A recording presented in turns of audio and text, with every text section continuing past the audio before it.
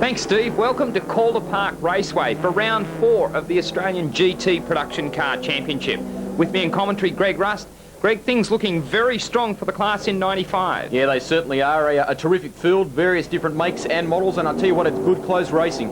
Well, it's great to see such a variety of machinery. Porsches maintaining front row position here with Jimmy Richards and Peter Fitzgerald. Fitzy coming out of pole. That's him on screen at the moment. Out of row 2, Paul Morris in the BMW. Beside him, Dick Johnson, the touring car Supremo, having a run in the production cars. You can see the Dogbone NSX Honda. Some great cars to be seen in production car racing now in Australia. We're about to get underway here at Calder Park. This meeting will be running into the night here at Calder Park, doing it in the dark. We're in the starters' hands. Yep, this looks like a good start for the Porsches. Not a bad start for the NSX as well. I'm just wondering where Jim Zerafos is in the Lotus. He should be absolutely flying at this point. The thing's got some horsepower as they charge down the straight here at Calder Park.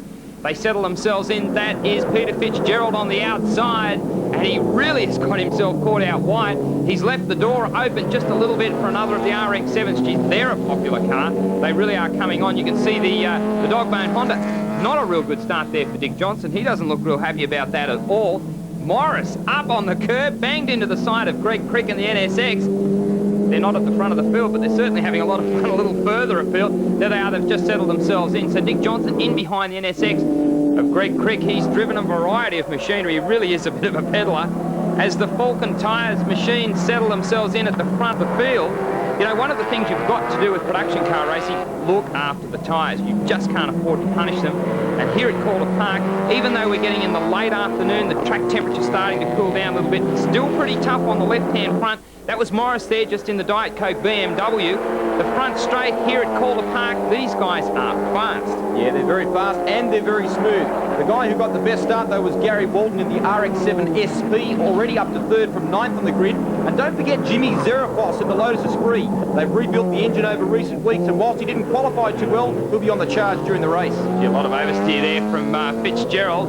Obviously, the track is still a little bit cold. They've still got to settle themselves into the roll. And that is Gary Walden there, the white RX-7. That is a smart-looking piece of gear. And the new RX-7s, gee, they really are providing, well, a bit of hurry-up for the Porsches. One thing about the class is that there's always new equipment on the horizon, and you never really know whether you've got a competitive Car 1 race meeting to the next.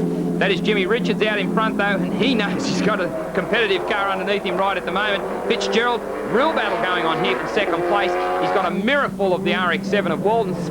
Flames pouring out of the back of the machine. They're obviously running that a little rich on the overrun going into the corners.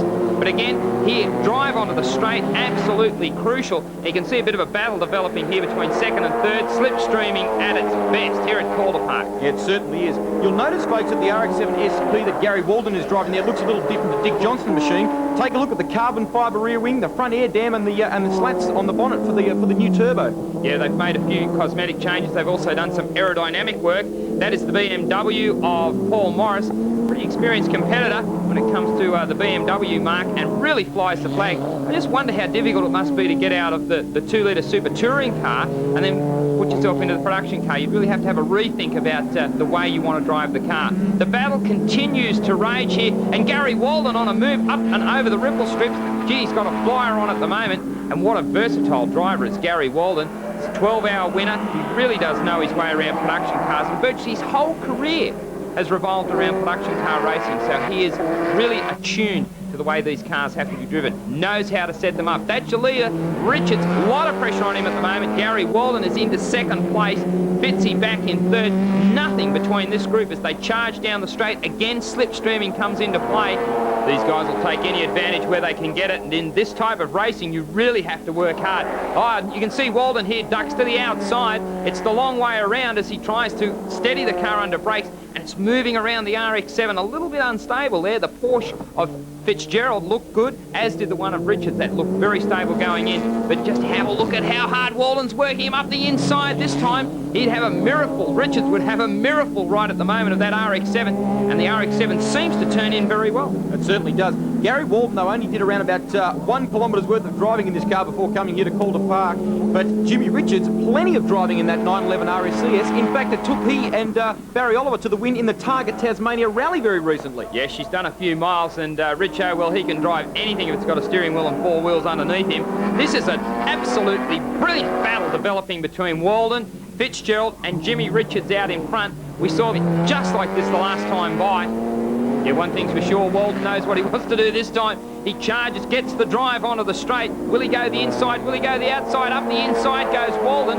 It looks to me as if Richards might have his measure. Fitzgerald's hedging his bets and charging down the outside. Absolutely brilliant action. The crowd on their feet really enjoying this. This is something else. No one can do anything with anybody else. Look at the discs glowing there on the RX-7. Gee, it's fairly bright out here at Calder Park, and it's easy to see those discs really glowing. There'll be a lot of temperature there, probably better than 600 degrees C at the disc face. That is working them hard. The tyres, the brakes, the gearboxes. I'd say the drivers are working pretty hard as well. You can throw a blanket over these front three. They're really doing a good job. Nice close racing. Watch Walden under brakes, though. He really seems to make the gap up between himself and Richards under brakes. Walden, though, didn't qualify very well because they had problems, would you believe it, with the wiring system in the PI dash. They wired it wrong, but I tell you what, they've certainly got that car sorted out today. Yep, it's often the case that when you've got a new car, you find silly problems get in your way, but Alan Horsley, this man is tough. He knows how to produce a winning car. He knows how to get the best from his drivers, and this is going to be an absolutely brilliant 1995 season from these guys. The Australian GT Production Car Championship continues to grow. Yeah, throughout 95, you can look forward to seeing many more makes and models. And of course, the 12-hour race coming up, that'll be in August.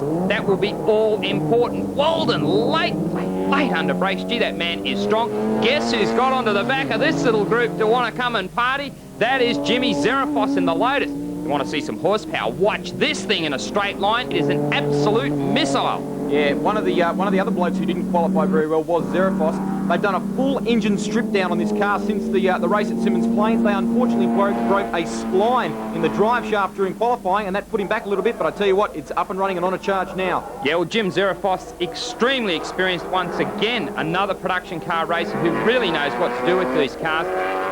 All of these guys just have so much experience. I'd hate to try and add it all up, but these guys have been around a long time. Especially Peter Fitzgerald. He is very cool, calm and collected. He raced here at Calder Park probably 10 years ago in a production car. If I remember correctly, he was driving turbo Starions in those days.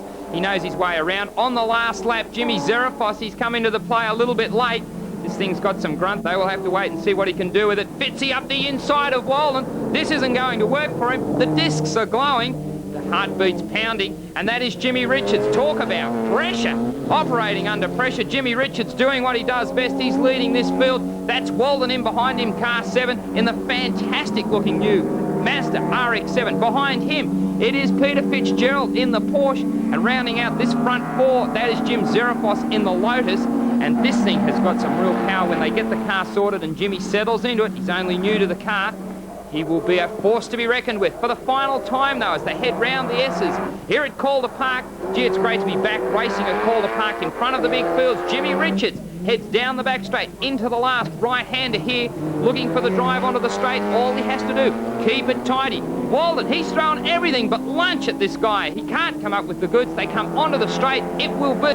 Jimmy Richards gets across the line for the win. That is Gary Walden in the RX-7 grabbing the second place, and Peter Fitzgerald taking out third here, round 4 of the 1995 GT Production Car Series here at Calder.